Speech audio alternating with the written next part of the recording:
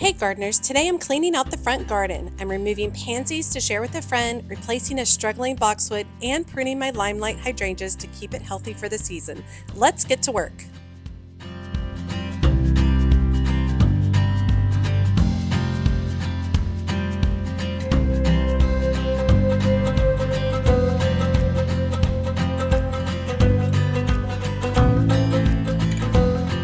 Hey y'all, it's Amanda and this is my Texas Zone 8 garden. And before we dive in, be sure to like this video, subscribe to the channel, and share it with a fellow gardening friend. Okay, so we are in the front yard. It's midday. This direction is north. And then the sun kind of goes like that direction towards west. And we need to do some work on the front garden. I already did the side garden, but we have actually quite a bit of stuff to do in the front garden. We're going to be doing a lot of pruning. We are going to also be digging up all of the violas and pansies, which I know sounds crazy.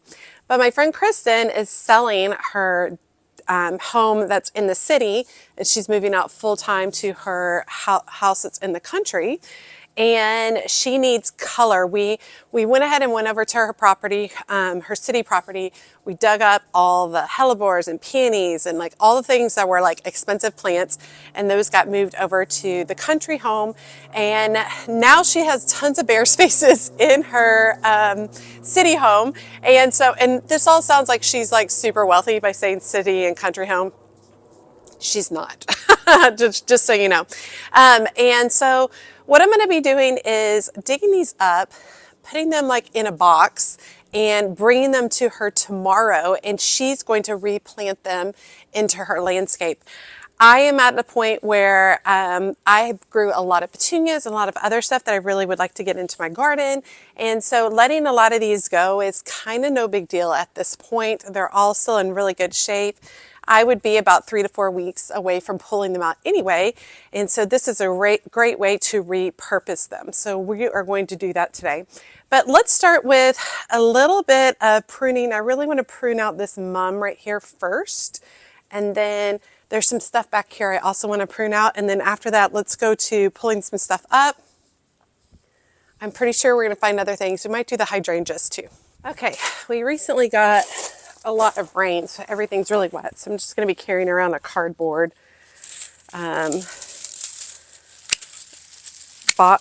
box to be able to sit on, so my backside doesn't get super wet, because of course if it gets super wet, then of course I'll some way figure out how to frame it in over and over again in the video. I'm not one that's very good at like remembering my angles when I'm gardening and taking film at the same time. Some people are so good at it. I forget, and I bend over and I stick my backside in y'all's faces and all the things. Okay, so this is a chrysanthemum that has been here for several years now. It's a beautiful, just basic garden chrysanthemum that's a beautiful kind of violet wine color, and it has spread quite a bit over the years. And I would like to transplant some of it, but I forget every year. It was on my list for the fall and I just forgot. But maybe this is the year, especially with establishing the new garden in the back. There's some space for it. I'm pulling out some of the leaves just to allow the new shoots of the mums to get some sunlight. Notice a lot of trees in our area are starting to bloom. My official last frost date is March 12th. And I was looking at the 10-day forecast, and there is no freeze that I have seen in the next 10 days, which is very exciting.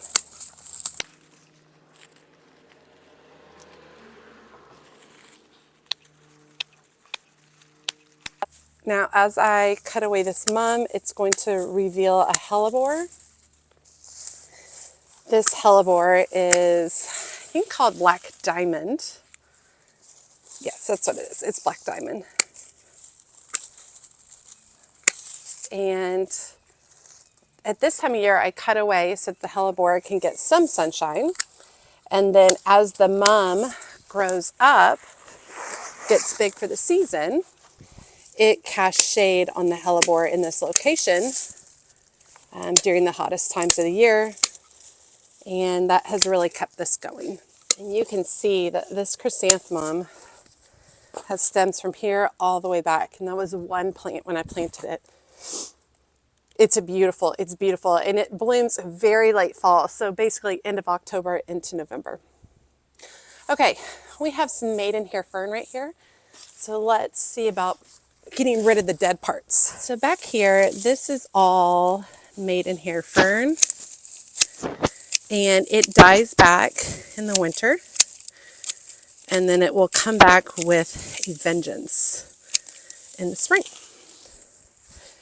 So I'm just cutting it back at about ground level. I need to go get a pair of gloves.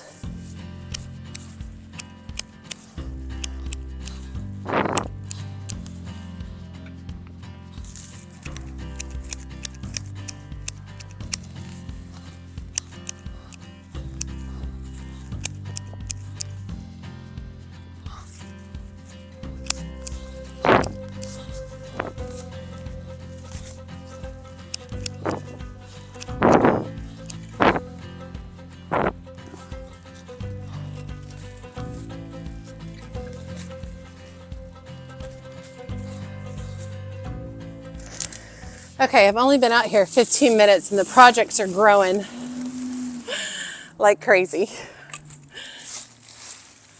Let me move some of this out. Okay, this guy right here is a boxwood that was here. It's a builder's grade boxwood.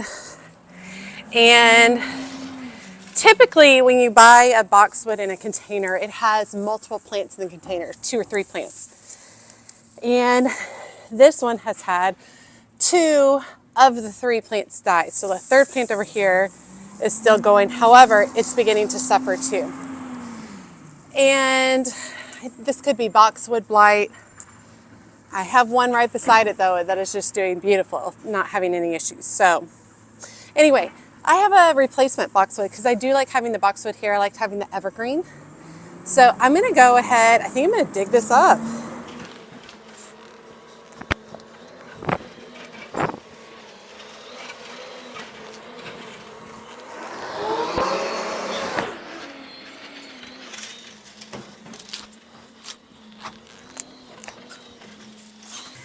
Now, I think it's a good chance that I most likely will have gone through the drip lines here, so I will have to check that.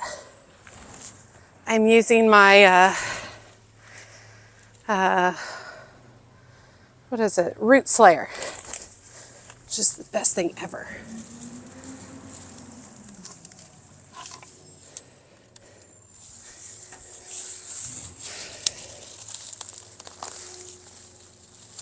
Oh, maybe I didn't maybe I didn't go through those drip lines. All right, I'll pull that up and let's go ahead and plant a new one. Okay, surprisingly, I have a boxwood on hand. Okay, here is a drip line. I'm just gonna check it out. Did I get it there? Yep. Okay, I think I'm gonna have to replace a little bit of the drip line.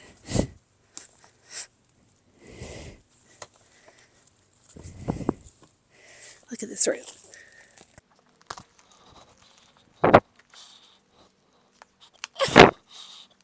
Oh man, I just got to cut that off. Look at that root though.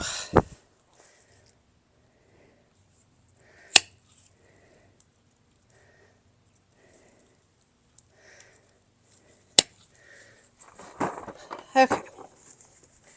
This is my little container that has all the stuff for fixing my drip lines. Hopefully we have what I need.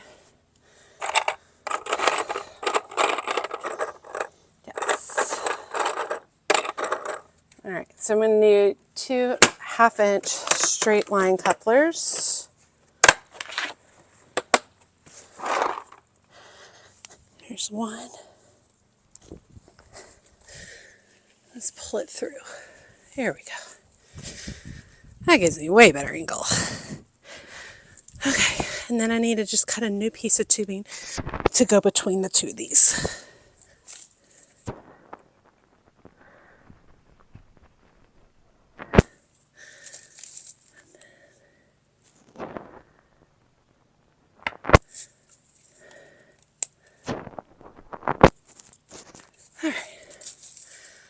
All right, good.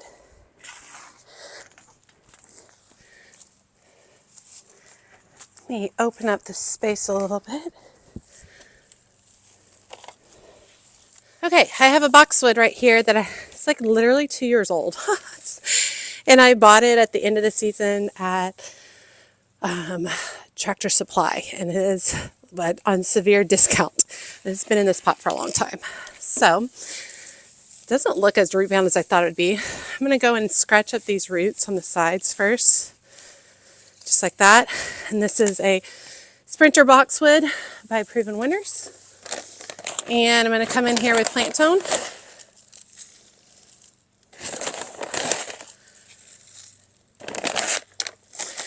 Now, do I think I'll get Boxwood Blight again? I don't know. These are inexpensive enough though. It doesn't really bother me. It literally took 7 years for that last one to die. And it wasn't even really dead. It still had more time on its hands. So anyway, we're going to try this out. See what happens.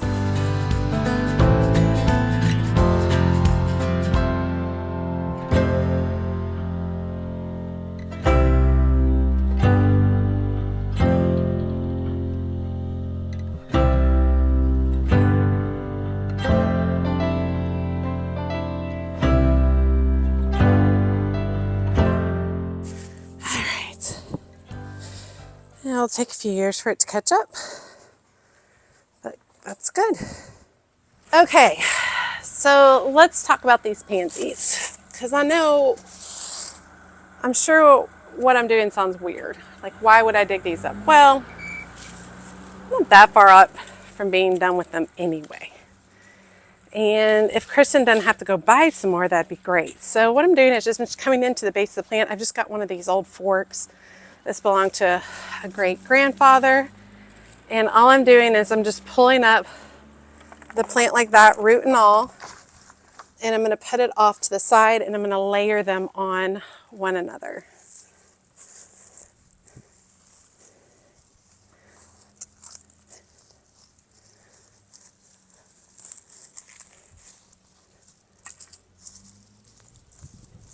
I'm just going to come through, because look, these are beautiful plants, right? And I can replace them with all the petunias I've grown. And this kind of starts to clear out the space for me too, which is nice. But yeah, this is the basic, what I'm going to do. And so like, you can use the same method to be like, okay, I want to put some fresh spring plants out here. Maybe you pull the pansies and you move them someplace in your backyard, or you pot them up in a big container or something like that where you can reuse them, but then also be able to plant something new. All right, so I'm going to put y'all on fast forward and we're going to knock that out.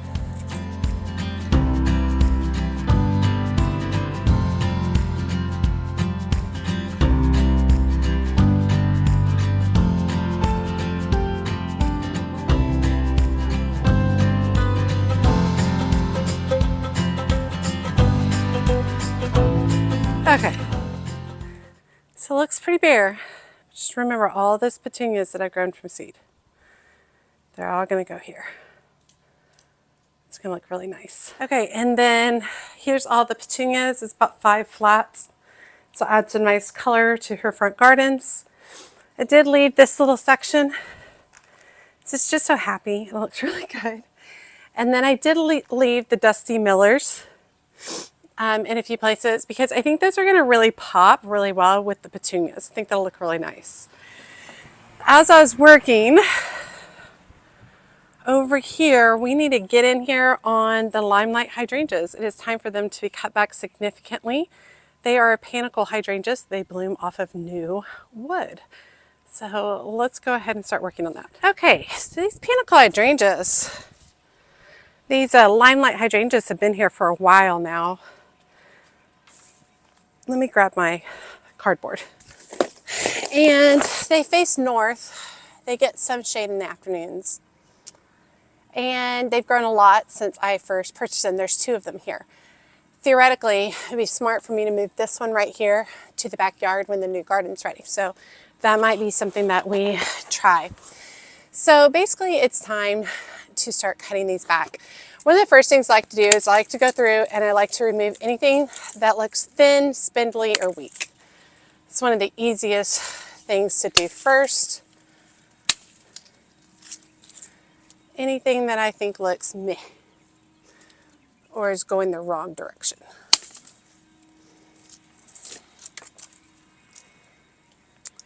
Now, the thing about the Limelight hydrangeas is they bloom off of new wood, so I don't really have worries about over pruning them. There are a lot of hydrangeas, some of the more old school hydrangeas that bloom off of old wood, and if you were to prune them at this time of the year, you would be cutting off all of the blooms. So like I said, I'm really just coming in here first. Anything that I think looks small and weak, that's what I usually start with. Because when I do that, prune off the ones that are small and weak, it shows me the stronger branches in here.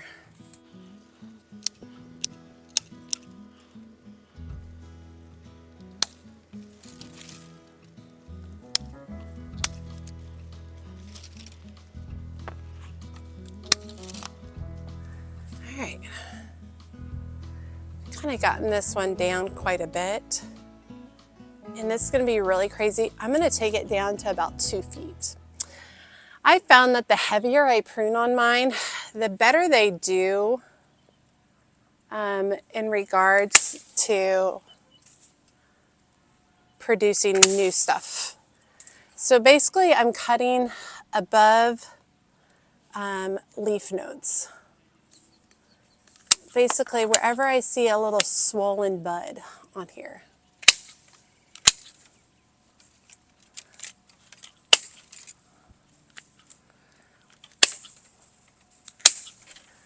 And I pruned these enough over the years to know that they're going to be fine.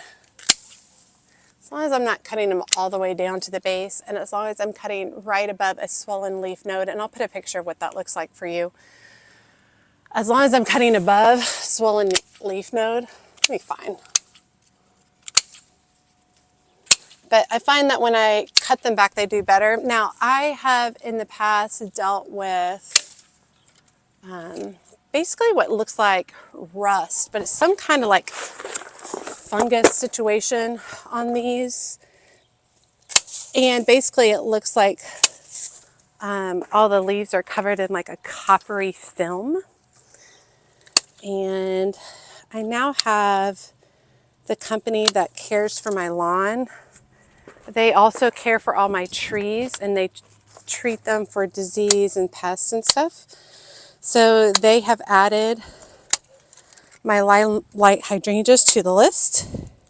And since they've been treating them, I still have some of that issue, but not near on the level that it used to be.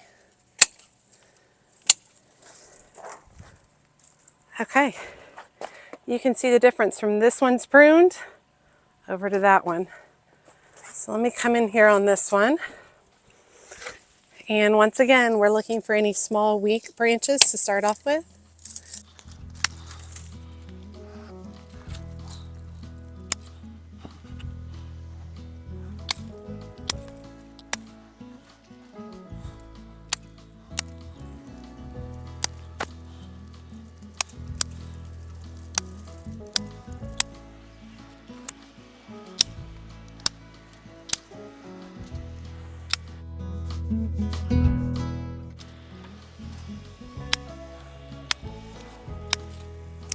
And these will fill back into like nearly 6 feet tall by the end of the season.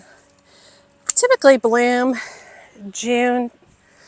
It's sometime in the June, depending on how quickly we get hot.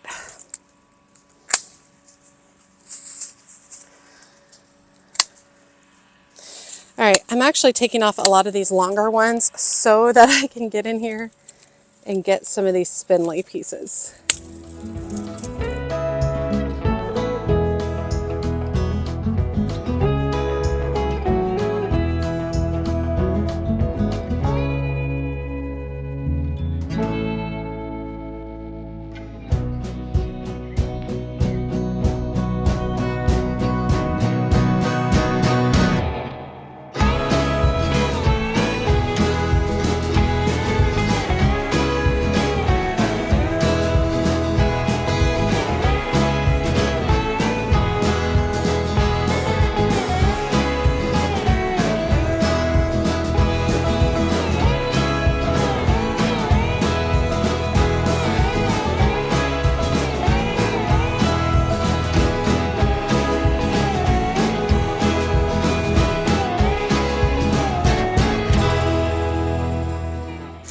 And now is a great time in the North Texas area to be pruning these because they're swollen, they're starting to swell with all the new growth.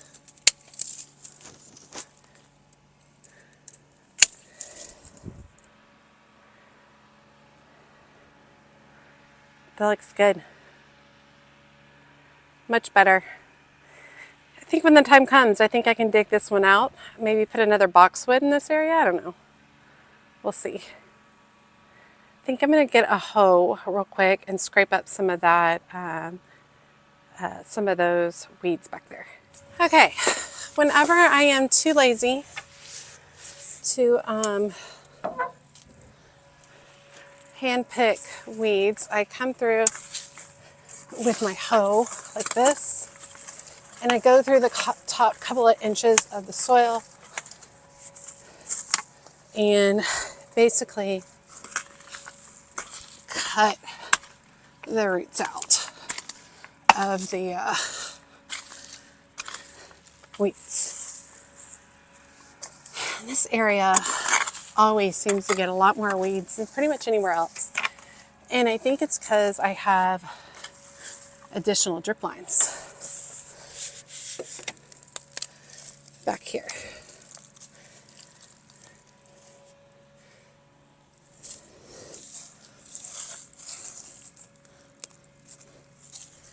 But if anything could benefit from a bunch of this is grass back here. Anything could benefit from some landscape fabric, it would be this area.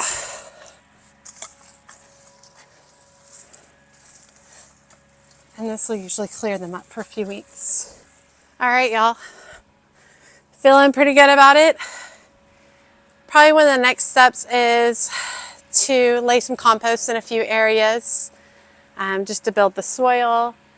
And then truthfully at that point, it's time to start planting. So y'all know I worked really hard this year to grow a lot of my own bedding plants and plants for containers. So I'm really excited to see how that goes. I do think that I need to do some shaping on these two bushes right there.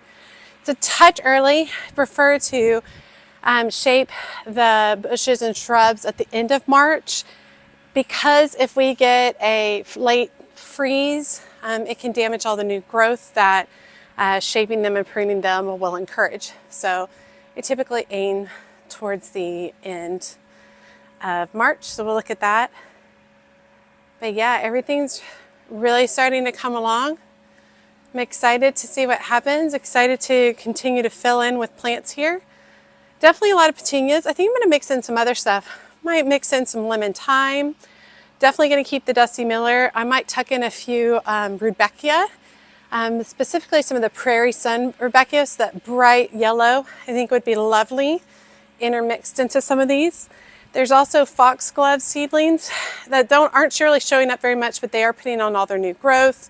I've got a couple of phlox in here. I've got daffodils coming up, muscari.